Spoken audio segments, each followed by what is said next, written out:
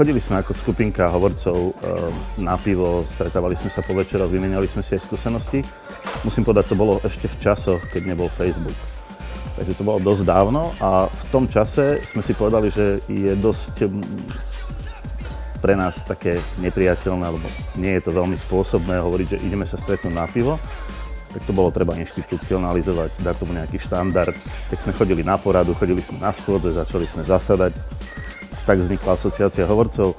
Sadol som si, napísal stanovy, rozposlal som to vtedajším hovorcom.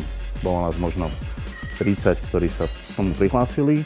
Stretli sme sa v Trenčanských Tepliciach na prvom ustanovcom zasadnutí a tam sme zvolili vlastne Petra Šveca za prvého predsedu asociácie hovorcov a mne sa vlastne splnil môj sen, ja som sa stal hovorcom hovorcov. Takže som dosiahol v tej chvíli ten najvyšší možný level v branži a tým pádom už skončili všetky výzvy. Vždy som tak uvažoval nad tým, že vlastne prečo tí hovorcovia vznikli a je to možno práve tým, že strašne veľa manažerov a úspešných podnikateľov a riaditeľov firiem, ktorí sú organizačne strašne zruční, veľmi šikovní, perfektní obchodníci, ale v tej masmediálnej zručnosti nie sú príliš dobrí. Tak si najímajú práve hovorcov, ktorí sú na tom presne naopak. Made in Media Party a Zuzana Ticha.